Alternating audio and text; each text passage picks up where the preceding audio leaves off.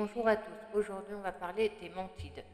Les mantides sont une ancienne race insectoïde comme les chiragis ou les nérubiens. À la grande différence des chiragis, ils peuvent, tout comme les nérubiens, construire des bâtiments, peuvent porter des armes et des armures et peuvent établir des plans de bataille. Ils descendent des Akirs qui ont subi l'influence d'Isharj, au même titre que les chiragis qui sont issus de l'influence de Chtun et les nérubiens qui évoluent par la proximité de Yogg-Saron.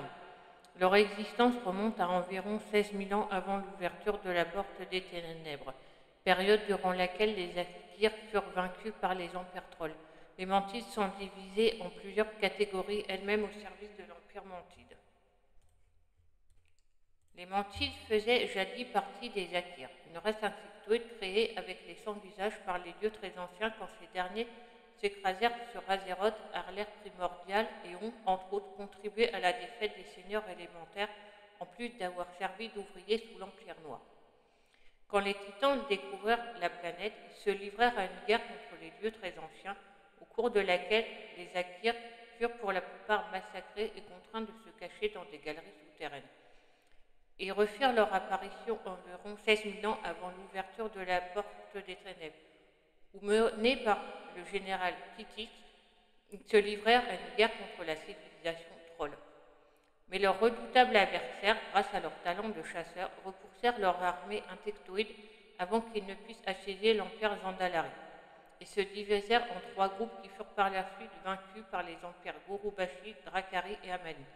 L'un des groupes de survivants se réfugia à la frontière sud de Kalimdor dans un nouvel enclave Akir. Sous l'influence du cœur du dieu très ancien, Ishar, situé dans un caveau non loin de la colonie, les Akirs évoluèrent progressivement pour devenir les mantides.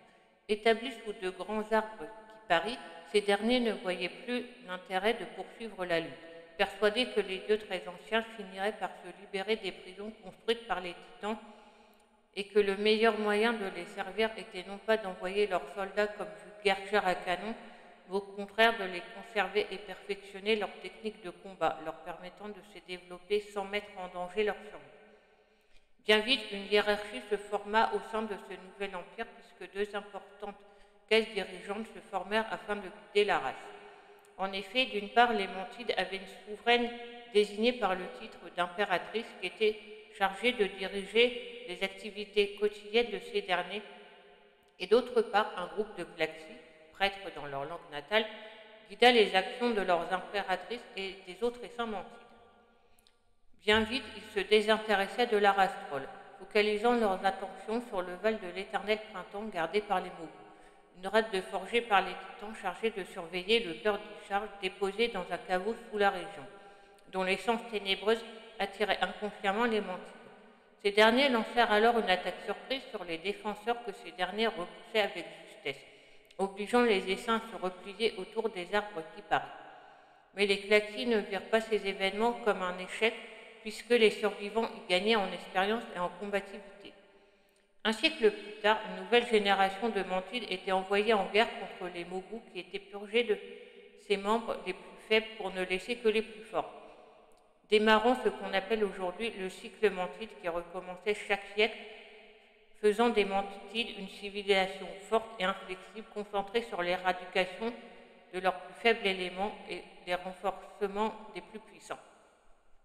Mais les Mogus finirent par se rendre compte de ces changements et dans le but de briser ce cycle une bonne fois pour toutes, ils se lancèrent dans une campagne contre la colonie quelques décennies avant la nouvelle invasion mantide, mettant toute la civilisation en très mauvaise posture, ces dernières comprenant trop peu de soldats pour rivaliser face à des milliers de forgés par des titans.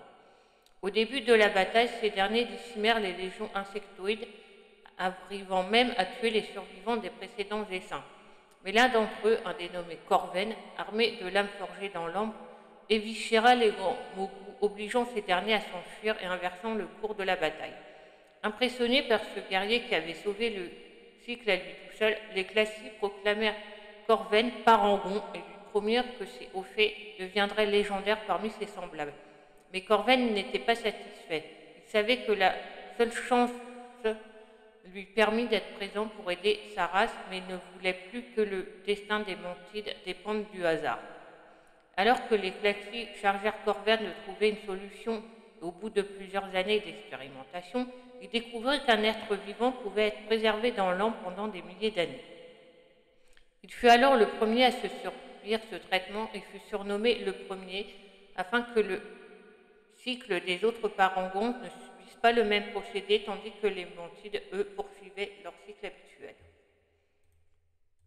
Il existe plusieurs clans au sein des mantides. Le premier clan est celui de l'impératrice. Ce peuple mantide est dirigé par une impératrice. Il s'agit tout d'abord d'une femelle. Selon la tradition, c'est la descendante de l'impératrice actuelle qui prendra sa place. Tous les mantides l'adorent et la vénèrent comme une déesse. L'impératrice actuelle se nomme Sexir. Elle a été corrompue par le chat de la peur après que ce dernier se soit libéré de sa prison. La corruption qui la touche atteint également la quasi-totalité de ses sujets. La vaincre est le seul moyen de sauver le peuple mantide de la corruption qui les ronge. La deuxième classe dirigeante est les Klaxi. Les Klaxi sont un conseil regroupant les membres les plus sages de l'Essaim mantide. C'étaient les conseillers de l'impératrice, mais quand ils se sont aperçus que quelque chose n'allait pas chez leur souveraine, ils ont déserté l'Essaim et se sont jurés de libérer leur peuple de la corruption. Le champion les aide à parvenir à leur fin en tuant les mantides corrompus et en libérant les parangons Klaxi, les champions de l'Essaim qui sont entrés en hibernation, jurant de se réveiller quand l'Essaim aura le plus besoin d'eux. Leur but ultime est de tuer l'impératrice. La troisième classe dirigeante est celle de l'ambre. L'ambre est le centre de la culture mantide. Elle leur sert à construire leurs forteresses, leurs maisons, et cela leur permet surtout de forger leurs meilleures armes. L'ambre est également utilisée par les sorciers pour détruire leurs ennemis. Cette ambre est de la sève de Kipari durcie. Les Kipari sont des arbres gigantesques très précieux pour les mantides qui vont les défendre au péril de leur vie. C'est généralement près de ces arbres que vous trouvez les villages mantides. Enfin, la dernière classe dirigeante est le cycle.